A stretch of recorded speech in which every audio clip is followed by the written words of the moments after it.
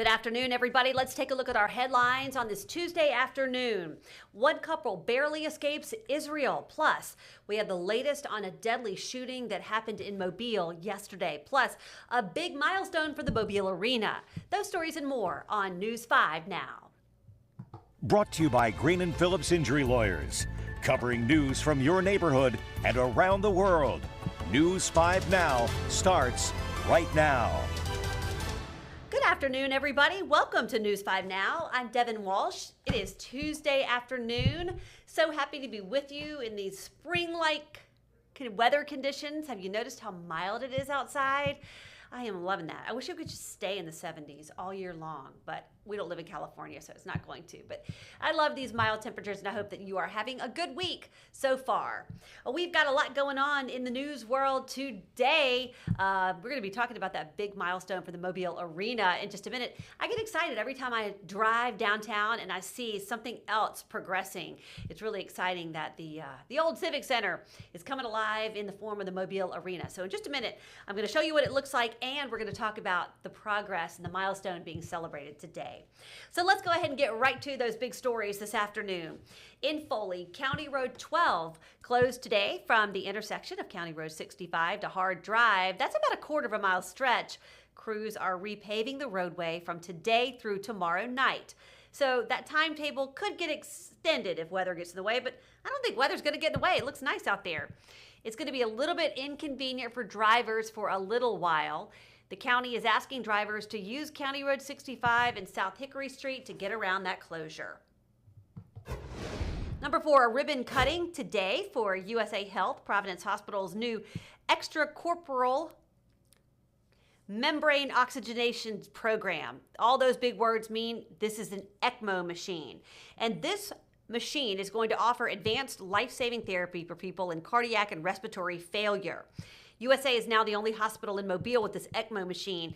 And the reason why it might sound familiar to you is that during COVID, people who had terrible COVID and couldn't breathe had to go over to Sacred Heart Hospital in Pensacola to get on this ECMO machine. But now there is one in the city of Mobile. So certainly good news for USA Health and patients here in the Mobile side of our viewing area.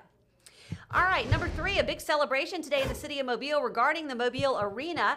The final steel beam is going to be put in the arena's structural frame at 1 o'clock this afternoon, marking the completion of vertical construction. So it's been going up.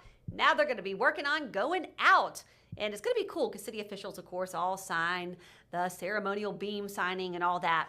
Officials expect this $300 million project to be finished by early next year and in time for Mardi Gras balls. So that is going to be exciting. They better get to work, though. They got a lot of work to do in the next year. Number 2, following up with some breaking news that we reported to you at this time yesterday about a shooting on Valdez Drive, which is off of Ziegler near Athey Boulevard, Athey Drive. Yesterday afternoon, a man was found dead in the middle of the street. We know it's 25-year-old Latarius Bailey. He was found near the intersection of Valdez and Skipper Drive. Investigators say he was arguing with somebody. 2 people ran away. One suspect's been arrested, but we can't tell you his name because he is a minor, but police are saying that more arrests are likely.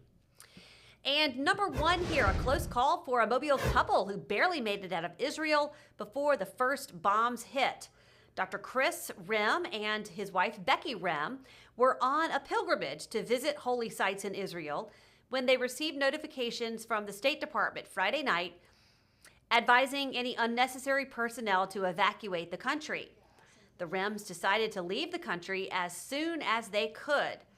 While the Rems made a quick escape, around half of their tour group decided to stay back. Rem says he is communicating with them. Most of them have already gotten out of there. They had to go through Jordan, but they are out of the region now. And you can read more about Chris and Becky's journey today on WKRG.com.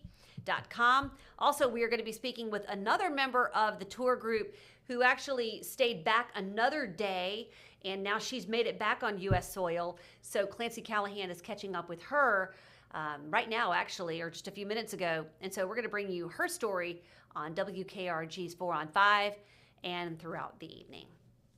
All right, now it is time for our question of the day. And of course, that's the time of day when we get to hear from you. So we're asking you, what's your biggest pet peeve? What's your biggest pet? Now, I don't know about you. Sometimes, you could have a list about this long, but what's your biggest pet peeve? Oh, that is a really tough one. Glenn says, being asked about my pet peeves. People who change around other people. Alan, people who don't use their turn signals when changing lanes. Smacking food, gentle parenting. People who ask where something is at, ending a sentence with at. I'll add that one to my list for sure. Someone smacking or chewing with their mouth open. Work bullies.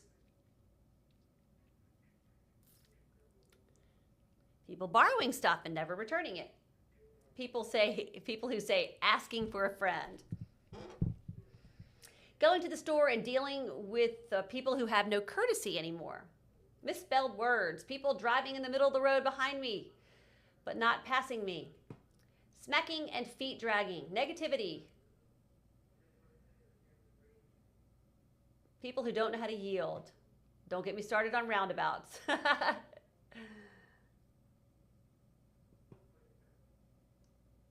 People who hold loud conversations in restaurants. All right, well, you know what? That's a pretty easy question of the day. You guys are not holding back talking about your pet peeves. You have a lot of them, so we let you voice them. Now don't complain about them. Nobody wants to hear anybody else complain, right? Okay, now our poll of the day, we're asking you, do you spring clean? Do you spring clean? Well, I just read one comment that said, no, I clean all year long. Let us know. Yes or no, do you spring clean? I need to clean. I need to spring clean. That'll be on the list. I'm going to add it to my list of stuff to do. So let us know if you want to comment on your pet peeve or whether or not you spring clean. You can do it on WKRG.com or WKRG's Facebook page. We're going to keep that up until 5:30 tonight, which is when the next edition of News 5 Now airs. All right, everybody, that's going to do it for WKRG's News 5 Now. I'm Devin Walsh, and I will see you back for WKRG News 5 at 5. So be sure to join us later this evening. Get out and enjoy some sunshine, get some vitamin D, and I'll see you a bit later. Bye-bye. Covering news from your neighborhood and around the world. You are watching News 5 Now, brought to you by Green & Phillips Injury Lawyers.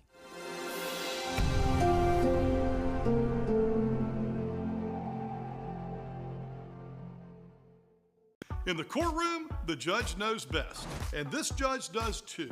If you've been hurt in a wreck, you need a law firm that knows the system and how it works. I'm attorney David Green. Call or come by anytime. You never need an appointment.